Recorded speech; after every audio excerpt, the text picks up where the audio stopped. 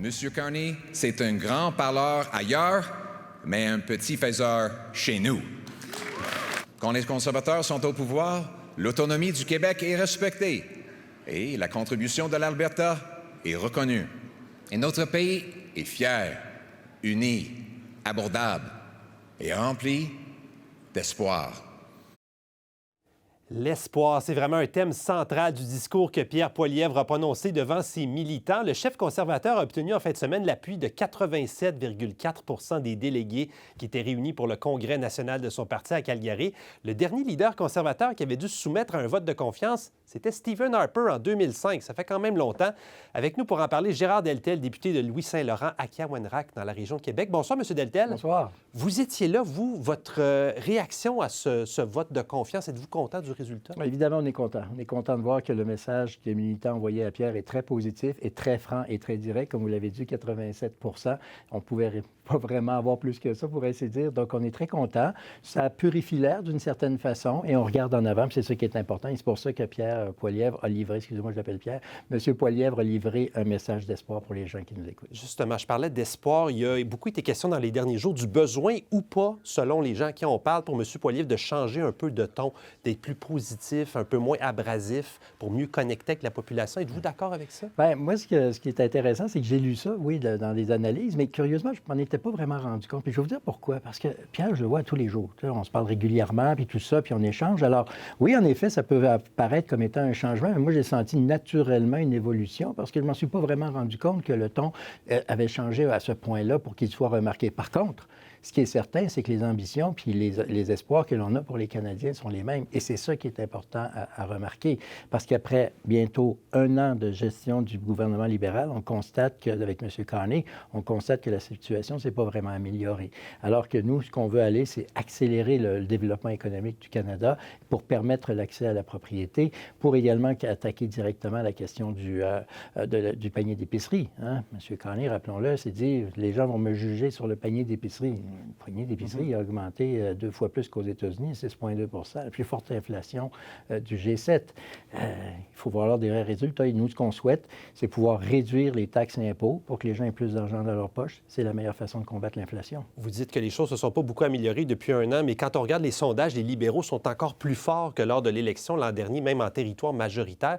Est-ce que ça vous préoccupe de voir ces données-là? Bon, si je croyais aux sondages il y a 1 an exactement, la question eût été complètement inversée. Ça veut donc dire qu'en effet, les sondages, ça peut changer. Alors, ça peut changer puis ça peut évoluer. Laissons les choses se faire. Et nous, on a offert notre plein concours et collaboration au gouvernement de M. Carney. Encore ce matin, nous avions offert au gouvernement, regardez, en 2 jours, on est capable de passer la fameuse loi concernant le crédit de TPS pour les plus humbles d'entre nous. On est d'accord, allons-y, faisons-le rapidement.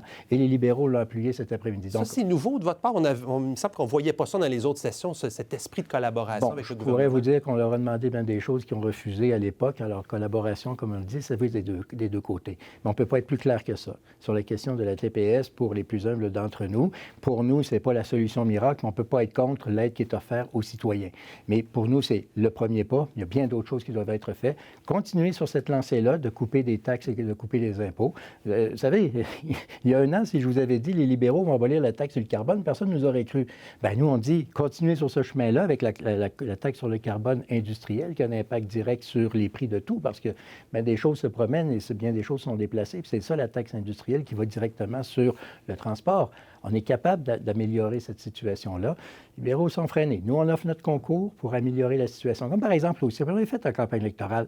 Pour investir au Canada, le gain en capital ne sera pas taxé si vous investissez ce gain-là en capital dans les entreprises canadiennes. On fait une pierre deux coups. On laisse plus d'argent dans nos entreprises et pour les gens, ils ne payent pas d'impôts, ne payent pas de taxes, mais en plus, ils vont stimuler l'économie canadienne. Ça, c'est une position conservatrice, réaliste et responsable et très porteuse. Avec ce résultat de 87 %, pensez-vous que c'est la fin des tiraillements à l'interne? On a vu 2 de vos députés quitter pour joindre les libéraux.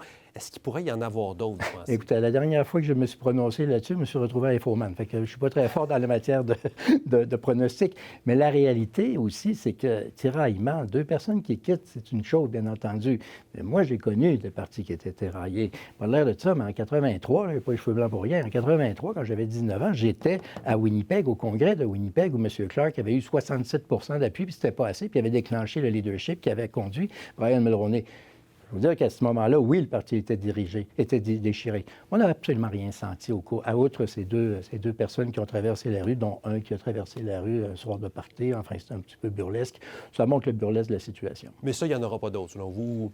Écoutez, je ne suis pas capable de lire dans la tête du monde, là, mais ça me surprendrait bien gros. OK. La perspective d'avoir des élections anticipées, ça aussi, ça se jase à la lumière des sondages. Êtes-vous prêt à ça? Comment vous accueillez ça? En gouvernement minoritaire, il faut toujours être prêt pour faire face à une élection. Maintenant, ça appartient à M. Carney. Est-ce que les Canadiens ont soif d'une élection un an plus tard? Si c'est le cas, bien, faisons le bilan de M. Carney. Ça, c'est l'homme qui s'était fait élire il y a un an en disant « Elbows up! On va se présenter à la Maison-Blanche, elbows up! » Bon, on est passé de « elbows up » à « thumbs up ».